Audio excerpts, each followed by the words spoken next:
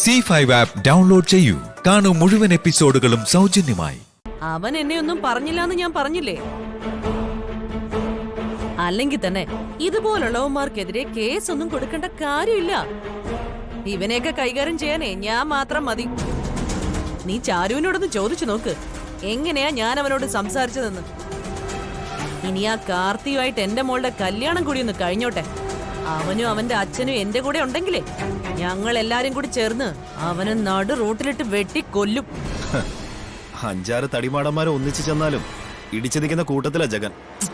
ഓ, ഇതാണ് കുഴപ്പം. എടാ മോനെ, എല്ലാത്തിന്റെ അടിസ്ഥാനം ധൈര്യമാണ്. നമുക്ക് ധൈര്യം ഉണ്ടെങ്കിൽ നമുക്കൊരു 4-5 ആൾക്കാരെ ഇടിച്ചങ്ങ് ലെവലാക്കാം. അമ്മ അവനെന്തെങ്കിലും പറഞ്ഞെങ്കിൽ ഞാനവനെ വെറുതെ വിടില്ല. നേരിട്ട് പോയി തല്ലിയില്ലെങ്കിലും ആളെ വെച്ച് അവനിട്ട് 2 പൊട്ടിക്കും. എന്റെ മോനെ, കല്യാണമൊക്കെ ഫിക്സ് ചെയ്തെങ്കിലും ഞാൻ ഇതുവരെ ആ കാർത്തിയുടെ വീട്ടിലോട്ട് പോയിട്ടില്ല. പക്ഷേ ഉടനെ ഞാൻ പോകുന്നുണ്ട്. നീ ആ വീടുമായിട്ട് അകന്ന് നിൽക്കുന്നത് ശരിയല്ല. കാർത്തിയുമായിട്ട് മിണ്ടാതെയും പറയാതെയും മാറി നിൽക്കുന്നത് ശരിയല്ല മോനെ. അവരുമായിട്ട് നീ സന്ധി ചെയ്യണം. എടാ, നിങ്ങളൊക്കെ ഒന്നിച്ച് നിന്നാലുണ്ടല്ലോ, ഈ നാട്ടിൽ പിന്നെ നിങ്ങളെ ആർക്കും തൊടാൻ പറ്റില്ല. അമ്മ കാർത്തിയുടെ വീട്ടിൽ പോയിട്ട് ഇതൊക്കെ സംസാരിച്ചാ പോരെ? അവന്റെ അച്ഛൻ സദാനന്ദൻ മുതലാളി അമ്മയെ വകവെച്ചു തരൂ. എന്നെ വകവച്ചില്ലെങ്കിലേ അവനെ ഞാൻ വലിച്ചു കീറും. ആരെ? സദാനന്ദൻ മുതലാളിയോ?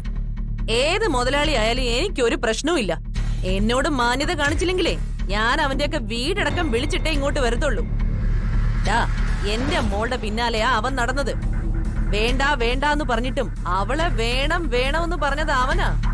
അങ്ങനെയുള്ളപ്പോഴേ അവനും അവന്റെ അച്ഛനും അമ്മയും ഒക്കെ എന്റെയും എന്റെ മോളുടെയും മുമ്പിൽ താഴ്ന്നു തന്നെ നിക്കണം. നമ്മള് ഭാര്യ വീട്ടുകാരല്ലേ അമ്മേ? ഭാര്യ വീട്ടുകാരെ ഭർത്താവിന്റെ വീട്ടുകാരുടെ മുമ്പില് ഓച്ചാനിച്ച് നിൽക്കുന്ന കാലമൊക്കെ പോയടാ. ഇപ്പോഴേ തിരിച്ചാ സംഭവിച്ചോണ്ടിരിക്കുന്നെ. വിവാഹം കഴിഞ്ഞ പെണ്ണ് വീട്ടുകാർക്കാ ഇപ്പൊ അധികാരം കൂടുതല്.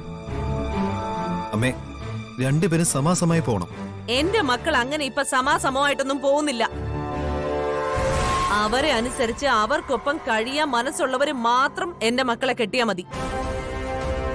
അവനൊക്കെ ഒരുപാട് സമ്പത്ത് കാണും. പക്ഷെ നിന്റെ പെങ്ങളെ പോലെ ഭംഗിയുള്ളൊരു പെങ്കൊച്ചിനെ അവനൊക്കെ ഓടി നടന്നാ കിട്ടൂടാ. അമ്മ ഇനി എന്തൊക്കെ പറഞ്ഞാലും ഈ ബന്ധം മാത്രം എനിക്ക് ഇഷ്ടമല്ല. പക്ഷേ എനിക്കും എന്റെ മോൾക്കും ഭയങ്കര ഇഷ്ടവാ. അതിന്റെ ഒന്നാമത്തെ കാരണമേ ആ ഭാഗ്യലക്ഷ്മി അവളുടെ മക്കളുവാ. അവരെ വെറുക്കുന്നവരെ ഞങ്ങൾ അടുത്ത് നിർത്തുവടാ. ദേ, എന്നിട്ട് ഈ ജഗനെ അവളുമാരെയൊക്കെ ഞങ്ങൾ ഒന്നിച്ചു നിന്ന് പൂട്ടും. കൂട്ടാനായിട്ട് അവരൊക്കെ നിന്നാ കൊള്ളാം. എന്താടാ പറഞ്ഞ്? ഏയ്, ഒന്നുമില്ല അമ്മേ.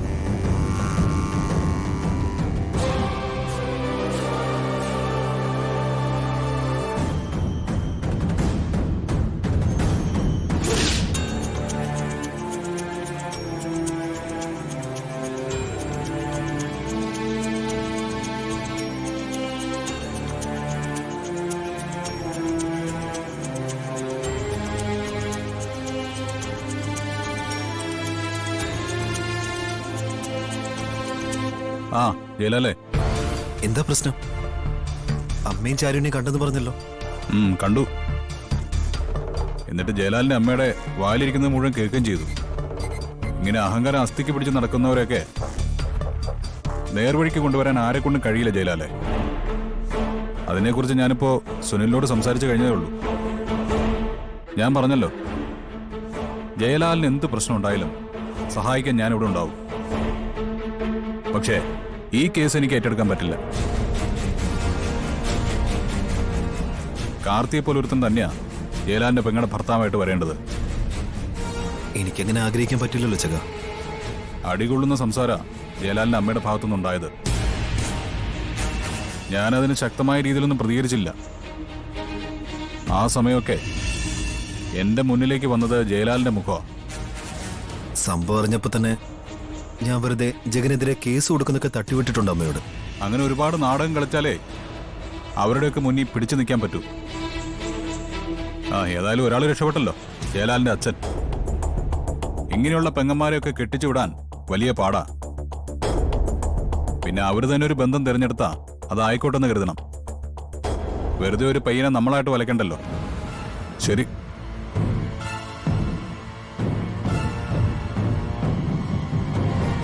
ജയലാലണ്ണനാണോ വിളിച്ചത്? അതെ.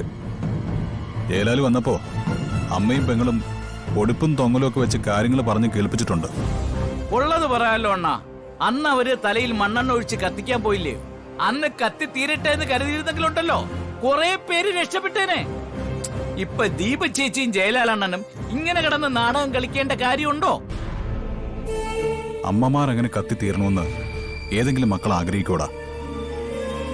അതിൽ ജയലാലിനെ കുറ്റം പറയാൻ പറ്റില്ല. ഇവര് ജയിലിൽ കിടന്നപ്പോഴേ ഇവര് ആരും കൈകാര്യം ചെയ്യില്ല അണ്ണാ. അവര് മറ്റുള്ളവരെ കൈകാര്യം ചെയ്ത് കാണും. ആ, അങ്ങനെ വരാനേ വഴിയുള്ളൂ. ഏതായാലും ജയലാലണ്ണന്റെ അച്ഛനെ കണ്ടു കഴിഞ്ഞാൽ ഒന്ന് തൊഴാമായിരുന്നു. ഇത്രയും കാലം അവരുടെ മുമ്പിൽ പിടിച്ചിരുന്നേനെ അങ്ങേരെ സ്തുതിക്കണ്ടേ അണ്ണാ? നീ അങ്ങനെ കണ്ടിട്ടുണ്ടല്ലോ. അങ്ങേര് കവളത്ത് തീർത്തൊരെണ്ണം പൊട്ടിച്ചു കൊടുത്തിരുന്നെങ്കിൽ ഒരുപക്ഷെ അവര് നന്നായനെ.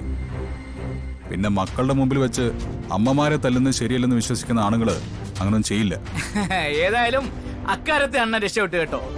ആ, അണ്ണന്റെ അമ്മായിയമ്മ തന്റെ ഇടമുള്ള കൂട്ടത്തിലാണെങ്കിലും നല്ലതിന് വേണ്ടിയല്ലേ ആ തന്റെ ഇടം കാണിക്കൂ. എന്താ എന്റെ അമ്മായിമ്മ?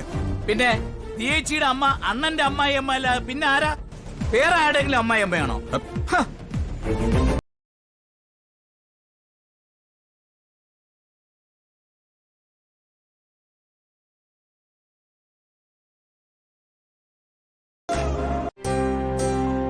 ജഗേട്ടൻ അങ്ങനെ പറഞ്ഞതില് തെറ്റൊന്നും പറയാൻ പറ്റില്ലല്ലോ ലാലേട്ടാ.